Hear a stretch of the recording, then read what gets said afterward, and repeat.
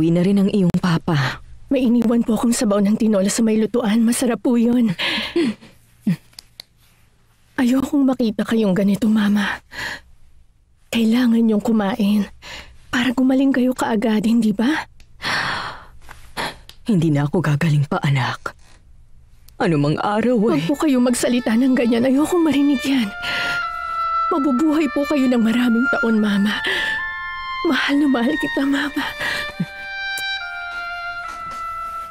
Aalis na po ako. Baka maiyak pa ako eh.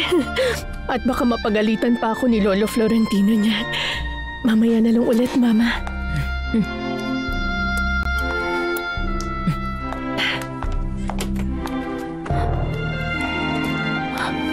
Ay, Diyos ko. Kung alam mo lang sana, Rosalinda. Kung alam mo lang ang katotohanan. At ang nakaraan mo. Ang nakaraan mo.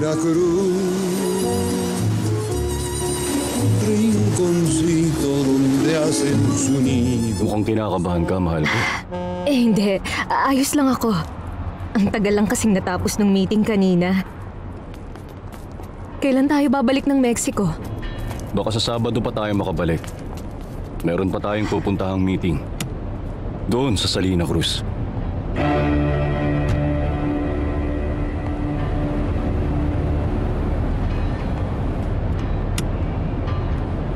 Kailangan ko rin bang sumama sa Salina Cruz? Saan man ako magpunta, dapat kasama kong sekretarya ko at aking asawa.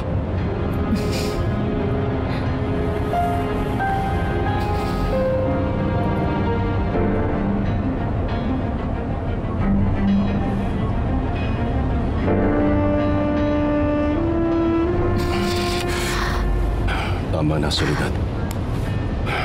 Baka may makakita sa atin.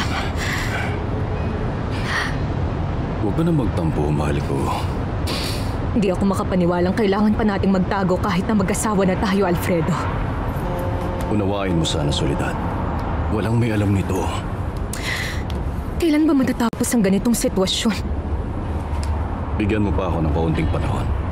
Pangako, malapit ko nang ipagsigawan sa buong mundo na mag-asawa tayong dalawa. Tanda mo pa kung kailan tayo kinasal? Oo naman, syempre. 3 years ago. Tama. 3 taon na rin nating tinatago to. Tinatago natin ang pag-iibigan natin na parang gumawa tayo ng kasalanan. O para bang ikinahihiya mo ko? Huwag mong sabihin yan, Soledad. Bigyan mo pa ako ng panahon. Nakikiusap ako. Nasasaktan ako sa sitwasyong ito. Nawala ka man lang lakas ng loob na sabihin sa kapatid mong si Valeria na pinakasalan mo ang mismong sekretarya mo.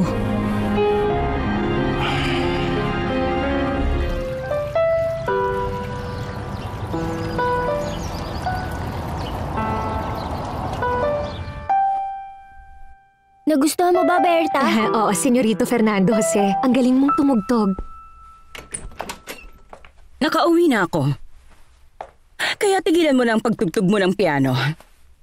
Dahil ayokong sumakit ang ulo ko, Fernando Jose. Ginawa mo ang homework mo? Hindi po, Mama. Pumunta ka na sa kwarto mo at gawin mo yon.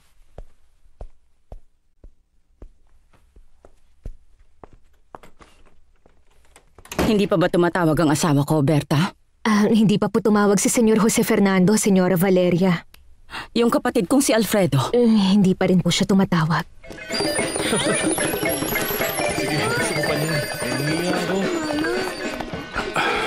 Pakiusap, huwag ka nang malungkot.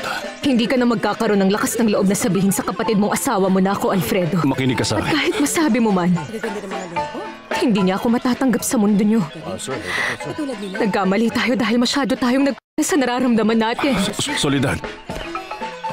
Soledad! Soledad! Soledad! Pakiusap naman, Soledad.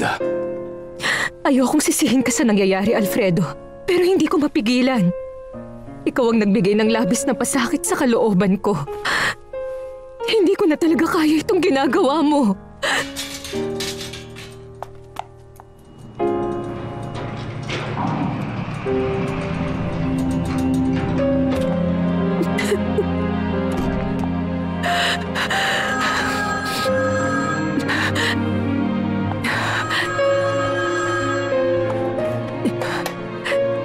Hello? Hello? Sino ka ba? Nababaliw na ako sa'yo. Siya yun. Sigurado akong siya nga. Si Jose Fernando Altamirano. Napakaganda po nito. Magugustuhan ito ng inyong asawa. Kukunin ko na ito.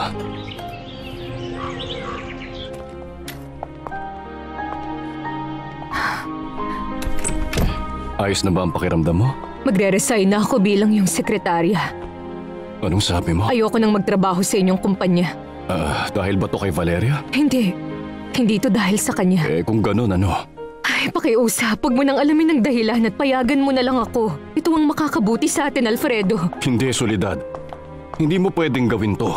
At least ngayon, araw-araw tayong nagkikita. Oras-oras tayong magkasama. Pero pag umalis ka, hindi na ganito. Pero Alfredo... Hindi. Ayokong makinig sa'yo. Sandali. Ipikit mo ang mga mata mo. Meron akong surpresa. Pero... Pakiusap, mahal ko. Pagbigyan mo na ako.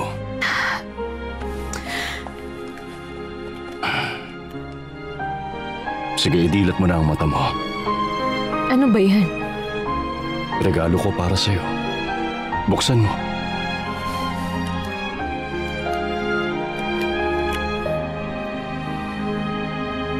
Hindi mo ba nagustuhan?